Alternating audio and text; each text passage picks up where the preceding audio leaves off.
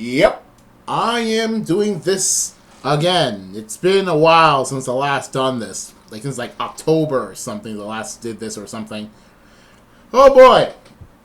Yeah, there's a lot of other things I wanted to do aside from, doing this, but here we are. I decided to force myself to watch some episodes, to try to get this video going. So, just so you know, most of this video comes from me watching episodes. So the day I'm actually doing this video, yeah. And by October, I mean the thing is I started watching season 3 in October 17th, and I'm only now May 29th finishing it. Yeah, I had literally 2 sessions, maybe 3 sessions of watching Lyoko season 3 months apart. So yeah. Season 3 of Lyoko, but I'm also going to mention the Xan Awaken special because that, not chronologically, in the time production, it takes place between season 2 and 3, so it makes sense if I mention those. So I'm going to mention that first, and the only thing I really wanted to say, you're telling me that Sissy was supposed to be in the main team the entire time? Man, that would have been sick! We would have had, Jeremy, Odd, Ulrich, Sissy in the main group. Yumi stays around as something like a rival character. Maybe she doesn't go into the the main team right away, and then we could have William does his own thing later. But yeah, that could have been really cool. To see a dynamic or have everyone and Sissy as part of the main group, and or have the main group include Sissy but not Yumi. That would have been cool. Actually, I do like Sissy as a character. Even if she's the spoiled brat kind of character, I typically don't like in other, other medium or media, whatever. So yeah, that kind of stinks. Also, it's weird that the Xan Awaken is supposed to be the pilot, it's supposed to be the backstory episode. Doesn't really show that much backstory aside from oh, Jeremy found the factory that one day and the rest is history. Are you kidding me with that? Are you actually kidding me with that? At least the show itself gives some good, backstory to all the necessary components, but still, it's kind of lame.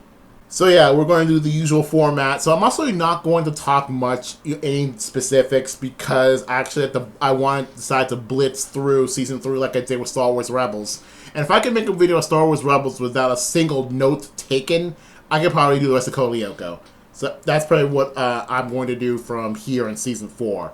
So anyway, my favorite episode, it is the season finale this time, called Final Round. I feel like this is actually a really good finale. First of all, William joins the team. He gets scanned, gets his own, his own avatar, gets to hold his big Buster sword, and he completely messes up.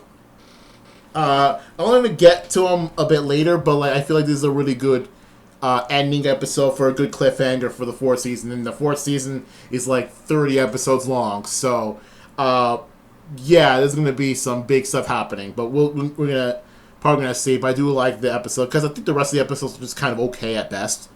So I think this and maybe, what was it? There was another one that's actually kind of good. But I don't remember which one it was. But anyway, point is that I think the final episode is actually really dang good.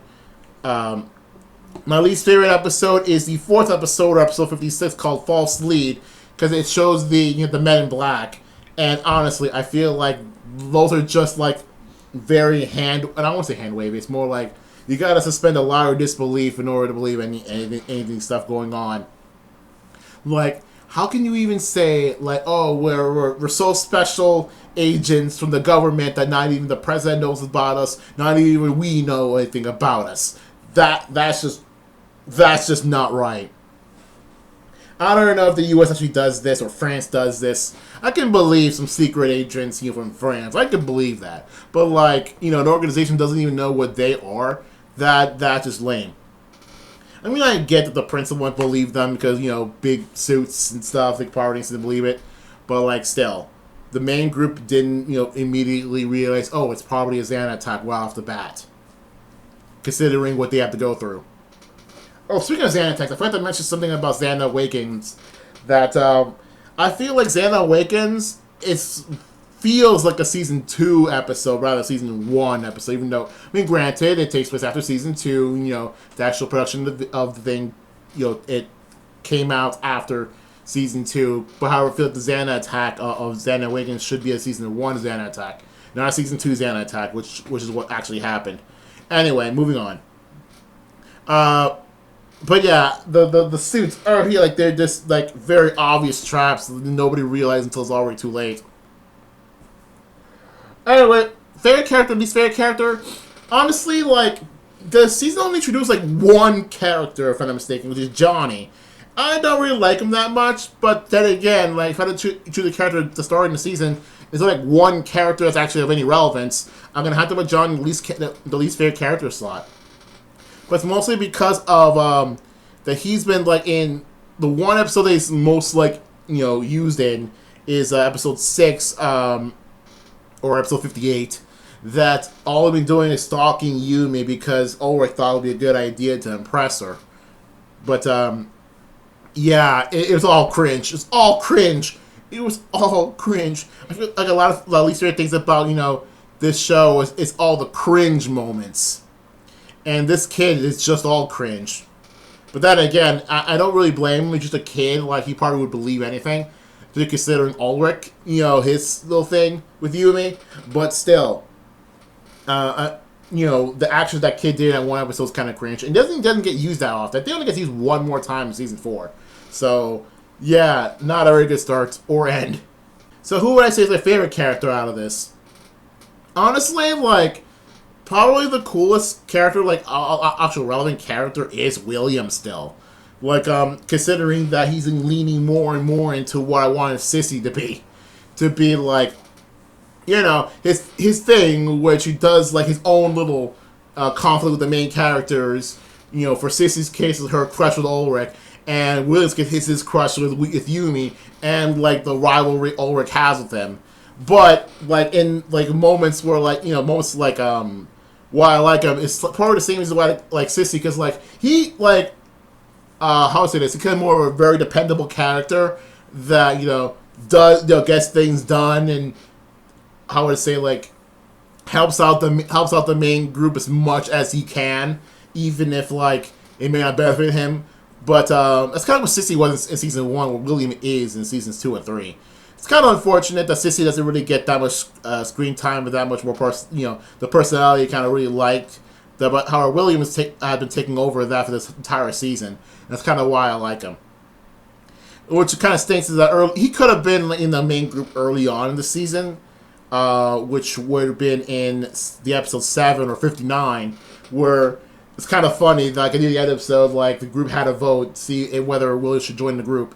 Like, only one person in the group didn't vote for him. It turns out it wasn't Ulrich, even though the expectation was him. But no, it was Yumi, and Yumi may have had a point there, considering the spoilers happening. So anyway, now we're done with the least favorite characters. Let's go rank the main characters. So this was actually really hard this time. This time I feel like everybody is, like, on more or less equal ground. This time, even Ulrich.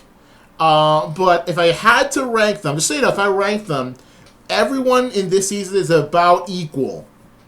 Like, give or take equal. But if I had to choose, Aelita, Odd, Jeremy, Ulrich, Yumi.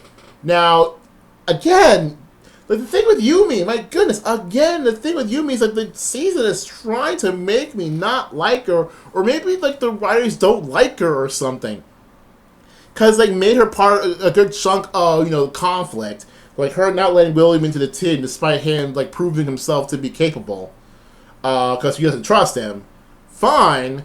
But also the fact that, like, the season, like, all this, like, so many Xana attacks seem to focus entirely on Yumi. Well, not entirely on Yumi, but, like, Yumi keeps getting caught in them.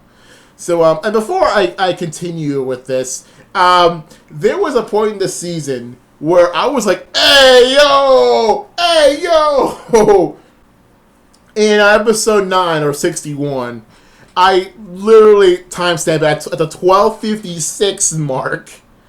So the point is that, like, Jeremy, Odd, and Yumi are, being trapped by the Xanatype, which is, which are vines or roots, trapping them, putting them in place. Although Yumi separated from the other two. And at that timestamp,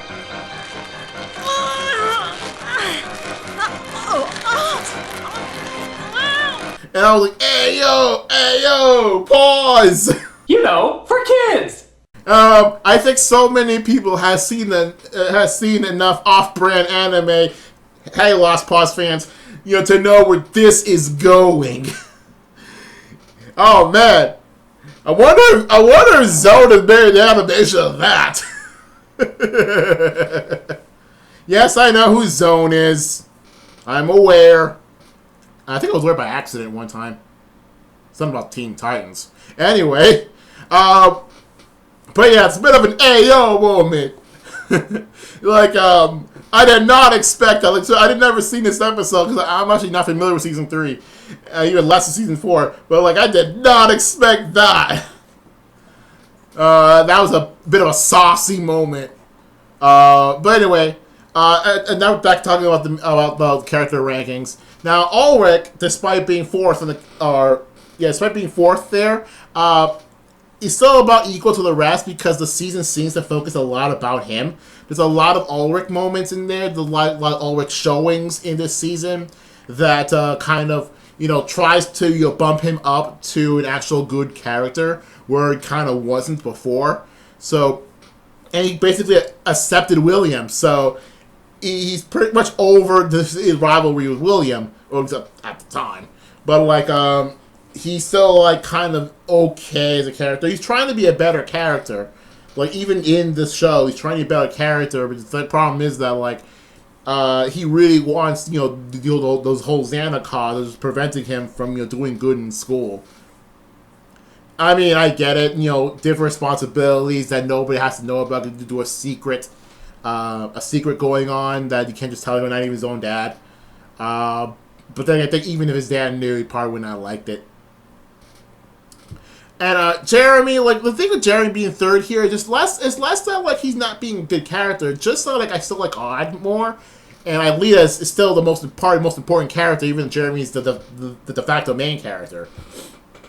Because, Aelita has the plot, Odd has, like, the actual good funny character, Jeremy's, like, the kind of character I would like. Ulrich has, like, a character arc, it's like, being a store guy, but, like, he's just not very fun.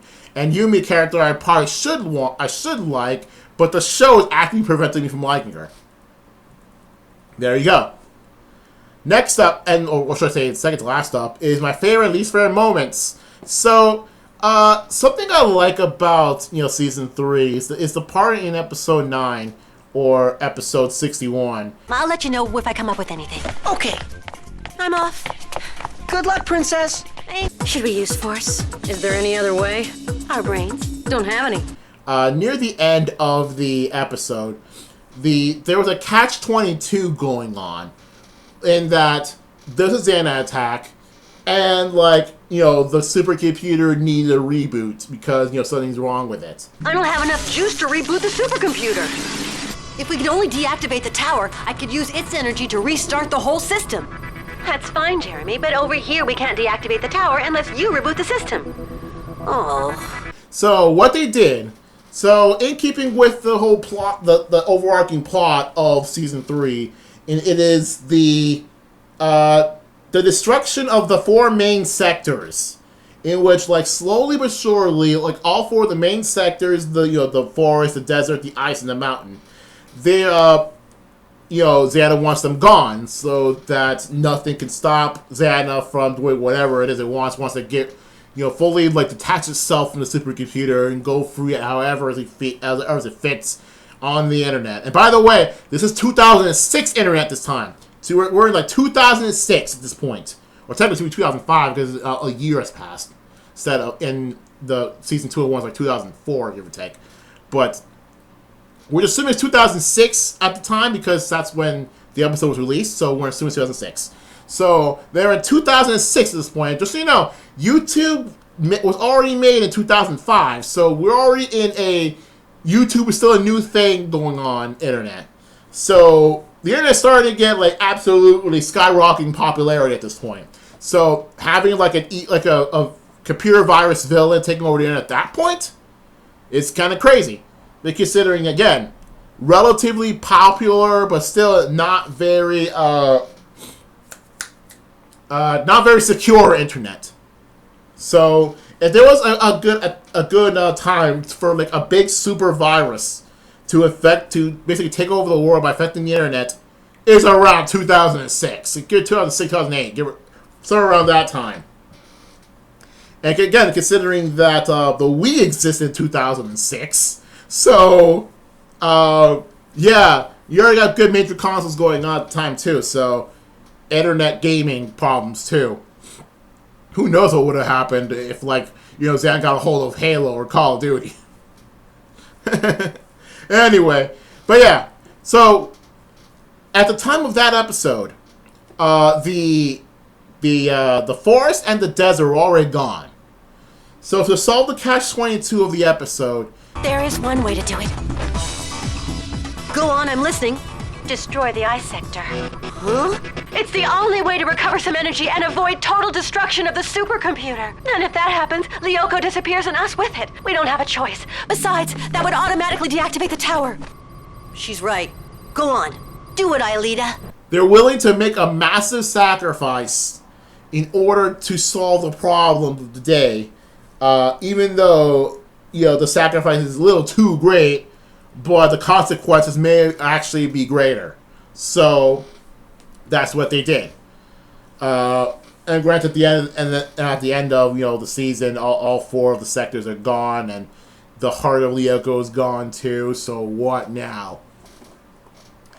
So my least favorite moments. This is the final thing going on in this video. Now I'm starting this really big plot heavy moment as a favorite moment. My least favorite moment is something mundane and kind of cringe. I mean, so at least favorite moment has to be so cringe.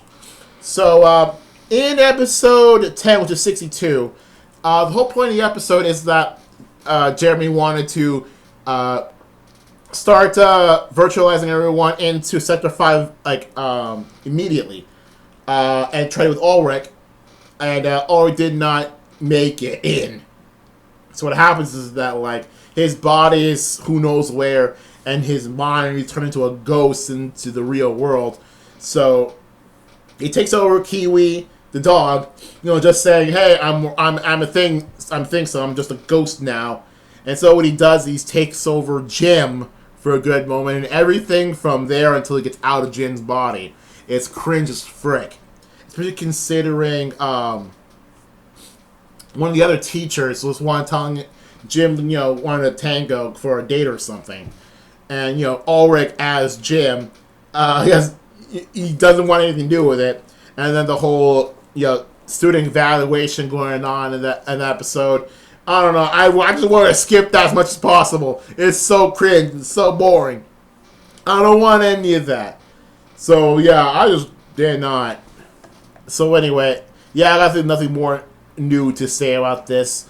We're going to see hopefully you can see some more, more character stuff going on in the 4th season, because it's the biggest one.